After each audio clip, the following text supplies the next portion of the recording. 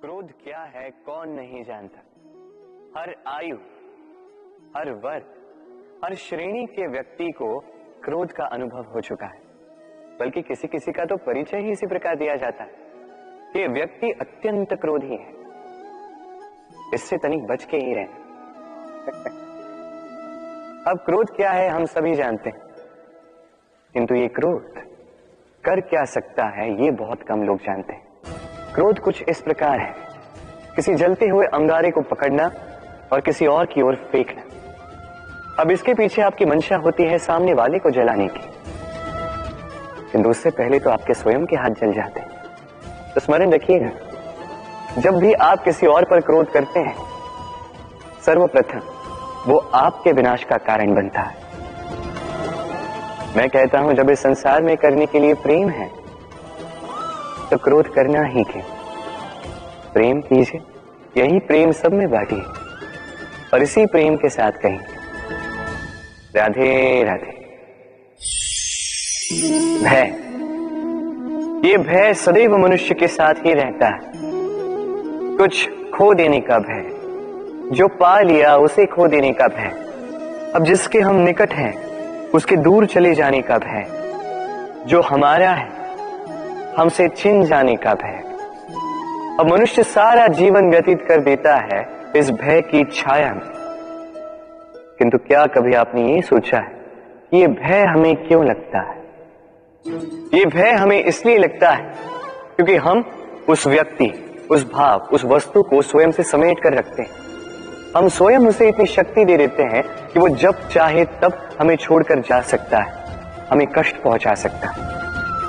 किंतु यदि हम उस भाव, उस व्यक्ति, उस वस्तु से निर्लिप्त रहें, उसके आकर्षण से हम मुक्त हो जाएं, तो ना ही वो हमें छोड़कर जा सकता है, ना ही हमें कष्ट पहुंचा सकता है। इसलिए स्वतंत्र रहिएगा और सबको स्वतंत्र रखिएगा, प्रेम को भी।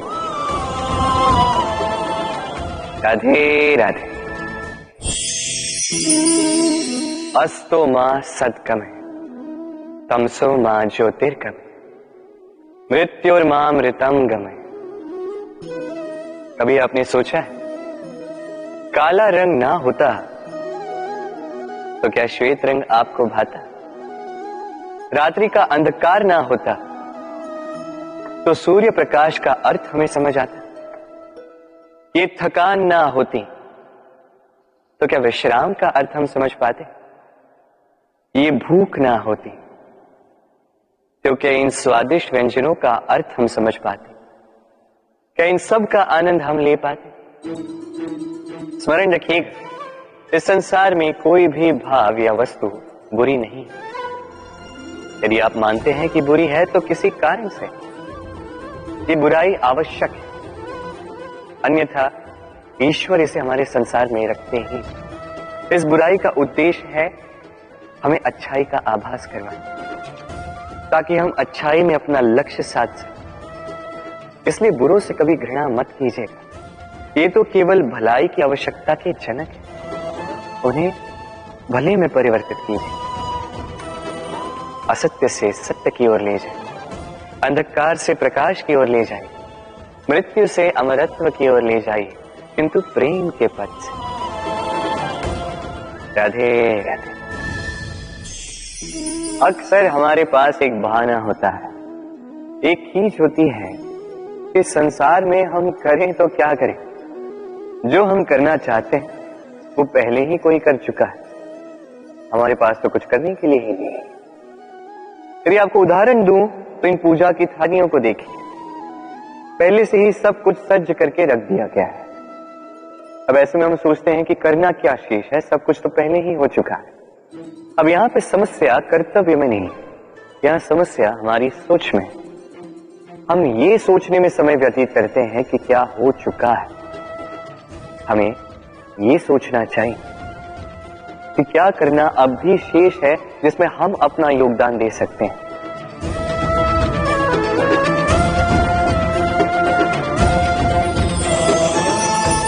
समझे? संसार में ऐसा कोई कार्य नहीं जो पूरा हो।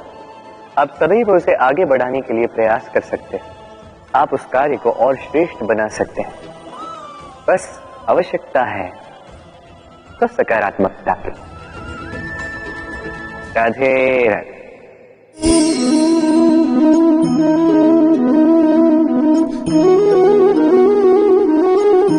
चलिए आज आपसे एक प्रश्न पूछता हूं। मनुष्य अंधकार से भयभीत रहता है, ऐसा क्यों? इसका उत्तर है कि इस अंधकार में मनुष्य कुछ देख नहीं पाता, ना आगे देख पाता है ना पीछे, आसपास क्या है समझ नहीं पाता, ना अपनी राह देख पाता है ना अपना लक्ष्य, इसके कारण अपना विश्वास खो देता है और इसी कारण से भयभीत हो जाता है। चलिए अब आपसे एक और प्रश्न करता हूं।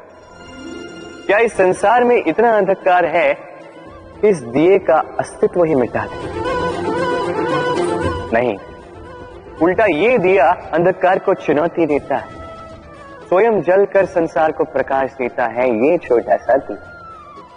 अब जब ये छोटा सा दिया अंधकार से भयभीत नहीं होता, तो भला आप क्यों असफलता से भयभीत होते हैं? आपके भीतर एक अमर आत्मा है, बस आवश्यकता है तो उस आत्मा को जगाने की। अपने भीतर की इस ऊर्जा को जगाकर तो देखिए,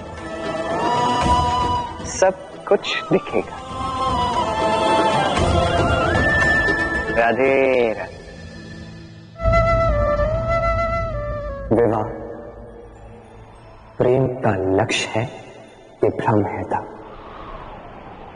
और इसीलिए मनुष्य सदैव ये भूल कर बैठता है, सोचता है कि विवाह ही प्रेम का लक्ष्य है। मनुष्य प्रेम को पाना ही प्रेम समझ लेता है। अब देखिए ना, इस संसार में कुछ ऐसे भी भाग्यशाली लोग हैं जिनका विवाह उनके प्रेम के साथ होता है। कुछ का प्रेम ऐसा भी जिन्हें विवश होकर ना चाहते हुए भी किसी और के गले में वरमाला डालनी पड़ती है। किंतु ये दोनों भूल कर बैठते हैं। विवाह के पश्चात वो सोचते हैं कि हमें तो सब कुछ मिल गया, हमने तो प्रेम प्राप्त कर लिया, हमारा लक्ष्य पूर्ण हुआ। किंतु उसके पश्चात ये जो प्रेम है था कहीं ना कहीं खो जाता। और जिन्हें प्रेम ना मिले वो प्रेम ना मिल पाने की पीड़ा में प्रेम ही भूल जाते हैं। समर्पण, 100% निस्वार्थ समर्पण, वो समर्पण जो किसी मां के मन में अपने संतान के लिए होता है। क्योंकि ये प्रेम दो, ये प्रेम पाना नहीं है, ये प्रेम देना है। अपने आप को, अपने अस्तित्व को, अपनी आत्मा को समर्पित कर देना। ये प्रेम ना ही शारीरिक है ना ही भौतिक, ये प्रेम तो अपनी आत्मा का समर्पण है। ये विवाह एक संबंध अवश्य है और इसमें कुछ भी अनुचित नहीं है। ये विवाह प्रेम से प्रतिबंधित नहीं है।